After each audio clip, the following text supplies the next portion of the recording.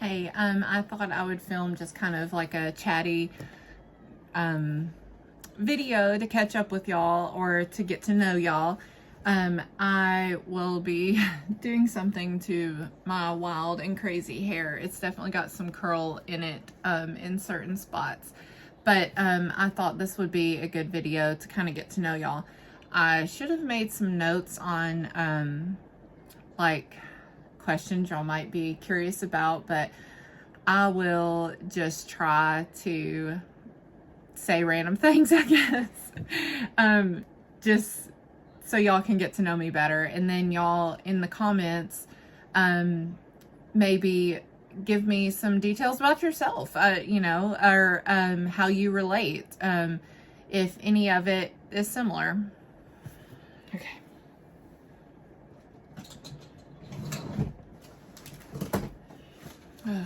We have been having a lot of sickness in the house. Hey, Kenzie. One of the kids, one of the twins, the youngest, Duke, has been sick. Here's Kenzie. She wants to say hi. Can you say hi? But anyway, Duke has been sick. He's still kind of sick, so I'm not able to go to work today. So, I figured I would try to do some filming then. Hope you're able to keep up with the bit of rambling that I do and the random facts about myself, I guess, in my life. Anyway, for anybody wondering, my name is Roxanne. I am a mother to 5. I have 5 children. My oldest is Abram, and then Benjamin, William, and Kenzie and Duke. And the youngest 2 are twins. Obviously, they are fraternal, non-identical, because boy and girl cannot be identical twins. But I get asked that a lot. And I guess before I had twins, I didn't fully understand that anyway. But I am 32 years old. I have to think about it. I'll remember my kids' ages, but not my own. My oldest is about to turn 11. And then I have a 6-year-old, a 4, almost 5-year-old, and then the twins just recently turned 3. Let's see. I'm trying to think of what else y'all would be interested in. My work is I'm a residential house cleaner, but I also do some organizing, and I would like to get into helping people declutter and a bit more into the organization aspect of it. But for right now, my main thing is I'm a residential house cleaner, but I've also done new build construction cleaning and like rental turnover cleanings. Although because I don't have as much rental turnover cleaning, I need to get better about that and remember, like, that's something I need to do inside of a fridge. I actually did one and then had to message the landlord and be like, oh my gosh, I completely forgot to clean inside the fridge. And my only thought is, because as a residential house cleaner, I don't typically clean inside the fridge unless it's a special request, and then I'll do it as like an additional charge. And so for whatever reason, I didn't even open the fridge. I cleaned the outside of the fridge really good, but I did not even think to open it up and look inside. So I hope it wasn't too bad, and I hope they forgive me. And that it doesn't affect me cleaning for them in the future. I felt so bad, and I apologize and apologize. Everybody makes mistakes. Mama, I can say coming. Really? Say what? I'm fairly blind without those glasses, so I try to make this part pretty quick. I normally wear contacts and eventually will get back into wearing contacts, but I've been having some eye trouble lately, and it's kind of directly related to the surgery I had, because I've been drinking so many, or I was drinking so many protein shakes and eating so much protein. I was having a lot of protein coming from my eyes or whatever, and it was building up on my contacts and causing a lot of issues. And instead of just never being able to wear contacts again, my solution for this, or at least my temporary solution, was to wear my glasses. But then also I'm going to try the dailies contacts and see if that helps. Kenzie, please stop trying to climb on the chair. Oh, my kitty cat. Because my thought is, if I'm throwing them away every day, or you know, every other day or whatever, that it won't give it time to have that calcium or protein or whatever build up on the contact lenses, and that's what was causing discomfort and blurriness and stuff like that. So that's my hope, and if anybody else has dealt with that, please let me know what your solution was. I'm not drinking as much protein shakes and stuff now, but I mean, I still eat a lot of protein, so I would think that I would still end up having that issue, but I'm not sure. But anyway, if you've had the surgery before, or know anything about that, please let me know down in the comments or something what a good solution would be, other than having to do the dailies contacts. I feel a sneeze coming on. I've also been dealing with a cold or something, so I've been sick as well, but I've not been sick like him. He's been pitiful, throwing up and having some other stomach trouble. Won't go into too many details, but it's not been pleasant for anybody. And no, I've not made my bed. I'm sure you can see that in the background. And then my lovely paint splotched wall.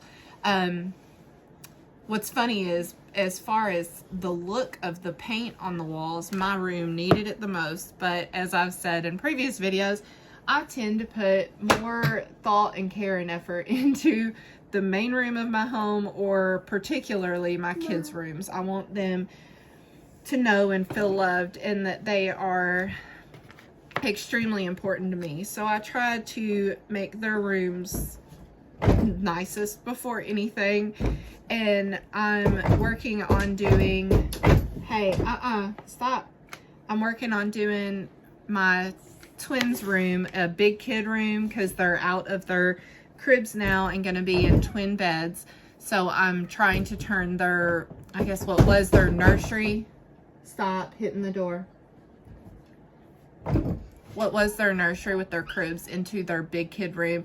So I actually went ahead and painted it this past weekend when my husband was home and able to help with my sick one. And anyway, it looks so good, but I'm like, oh, this makes me realize I desperately need to do my bedroom.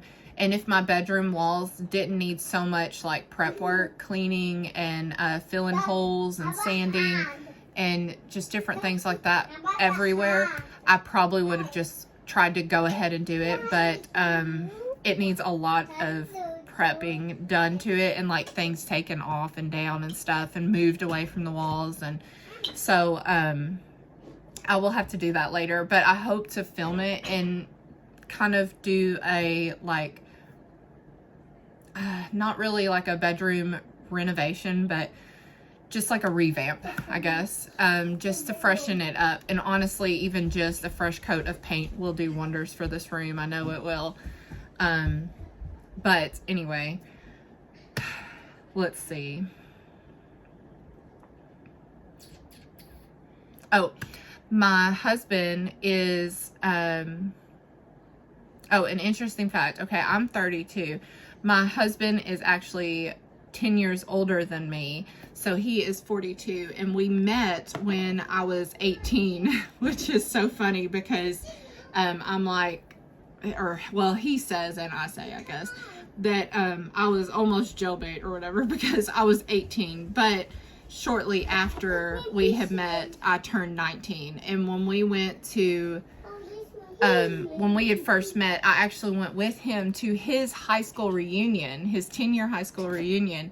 And I was 19, and it was so funny because, you know, they were having drinks and stuff, and people would be like, oh, do you want a drink? And then they're like, oh, you can't, you know.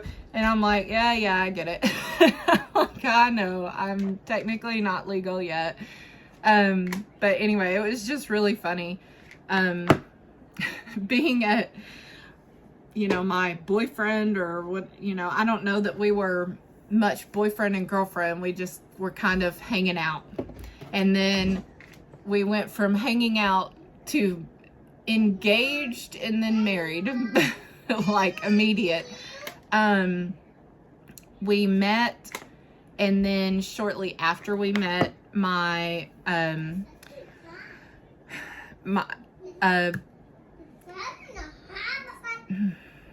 someone that was my best friend growing up, he actually had gotten in with a bad crowd, I guess is the best way to say, and we weren't as close. We had recently talked, but we didn't talk as much as we used to because I knew he was going down a bad path, and I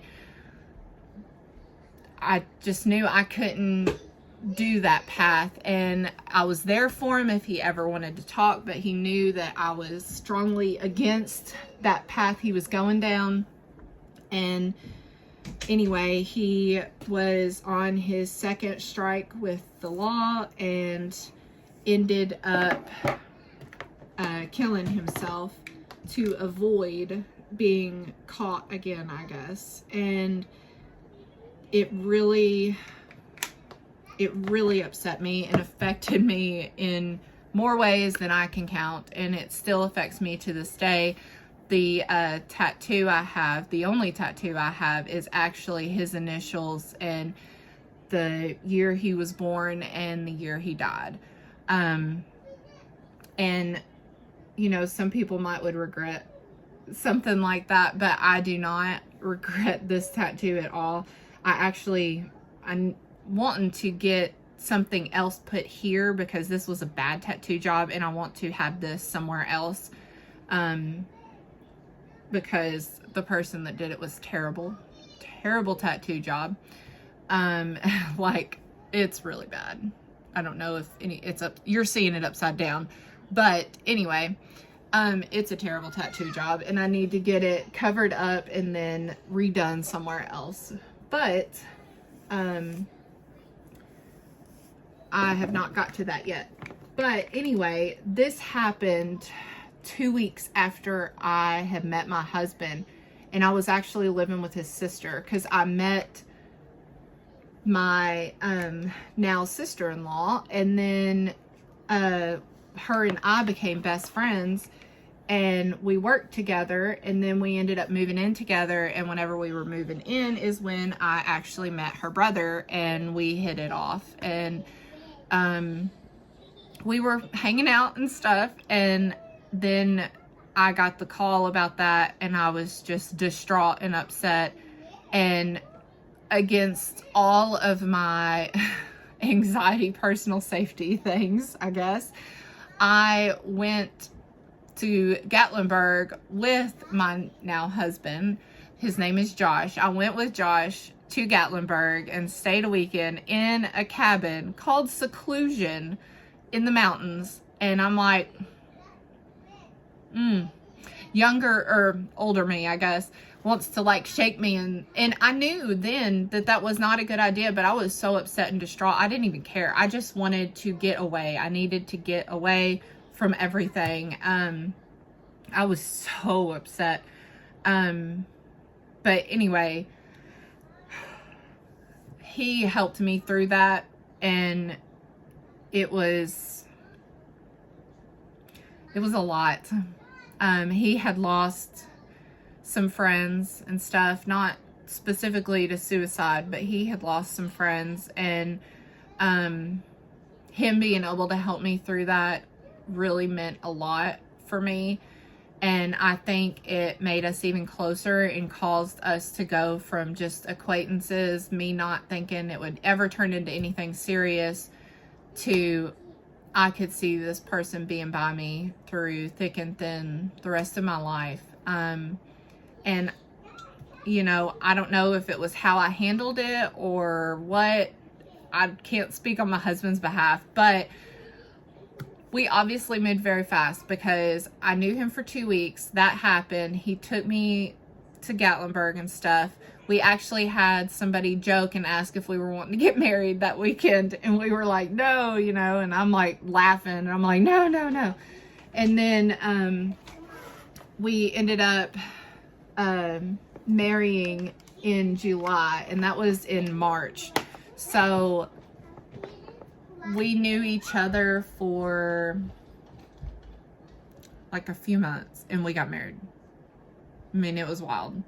And we hadn't known each other very long. When I went to his 10-year reunion, it was like 2 months I had known him, and I went to his high school reunion with him. I was definitely the youngest person there. But it was pretty entertaining. But then after we had been married for a year and a half, I got pregnant with our first child.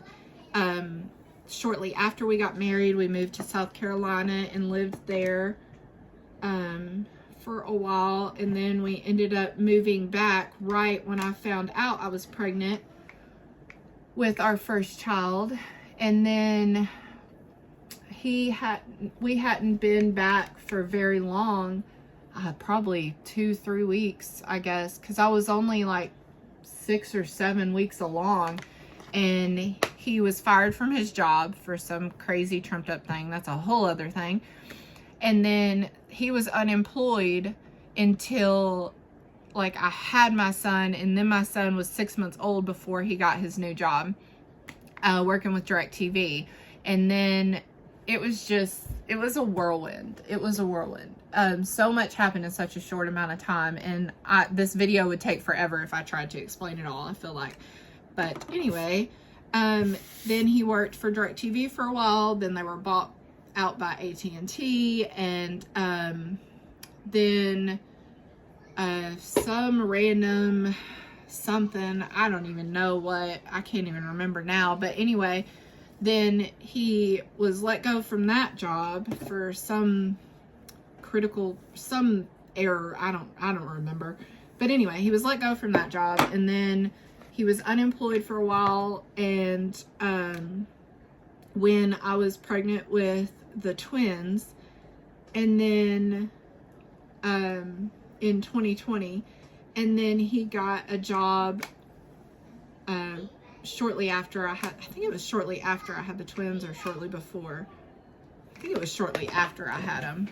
But anyway, and then he got a job working for a meat processing facility, and he's been there ever since. And he did injure his back at one point, and he had to not work for like a year, but it was workman's comp because he was injured at work. So it was better than unemployment, but not a lot. And that's when I started actually cleaning for people. And I have learned that I love it and found my calling, I guess. And I've always enjoyed, I enjoy watching cleaning videos on YouTube, and I enjoy cleaning, and I thought, why don't I make videos and see if I can be good motivation for somebody, or inspiration, or help them through hard times, and especially mental health things. And I've always had a calling for that. At one point in my life, I had thought about being a psychologist, but I don't know. I just don't feel that was quite my calling, but I know the mental health aspect of it because I've dealt with mental health my entire life for myself, and I see others struggle with it, and I've always wanted to try to help people if I could with mental health. So I figure if me cleaning for people helps, I know it helps their mental health, whether they know it or not, because having a clean home and stuff like that, it really makes a difference in your own mental health. So I feel truly that I'm a blessing for people. Even though they're paying me, I still feel I'm a blessing because I always try to do extra touches for the specific client that I'm helping, or that I'm working for. And I feel like hopefully my YouTube channel can help others with mental health, with cleaning, mom life, large family life, whatever it may be. I'm hoping to get some more content soon on large family and like trying to cook affordable meals and things like that, because groceries are flipping expensive and I just can't get over the cost. It's killing me. But anyway, I'm trying to do what I feel God is calling me to do, and that is somehow using my love for cleaning / my OCD, I feel like, probably, and my want and desire to help people with their mental health and things like that. I'm hoping to be able to use it through YouTube, use it through my cleaning business, however I can help people. And one day, hopefully, I might end up cleaning for free for people, and maybe I can film it. I've seen people on YouTube that do that, and I would love to do that. I'm not sure how to get that going. And I mean, I still need to make an income, obviously. So maybe whenever I start, actually, if I ever make earning from YouTube, I could film videos and clean for people for free, and let the profit from the YouTube channel help me get an income, because I do still have 5 children that I need to help provide for. My husband is our main income for sure, but anything I can do that helps, it is great. All of our basic bills are paid from my husband, and then anything I make is like the clothing, seasonal for the kids, and anything extra like that, if Christmas savings or whatever. But anyway, I know this has been a lot of random chatter and stuff, but I hope you learned some things about me. Leave me a comment down below and let me know how old you are and what type of content you would want to see from me, or what you're interested in. I don't know. Thanks for watching. Please like and subscribe. Oh, I also wanted to say that I am filming the twins room makeover, and I filmed myself painting it and stuff, but I'm wanting to get more done and finish it before I put up the video. So it might still be a couple weeks before I have that video out for y'all, but I am filming a twins room big kid makeover.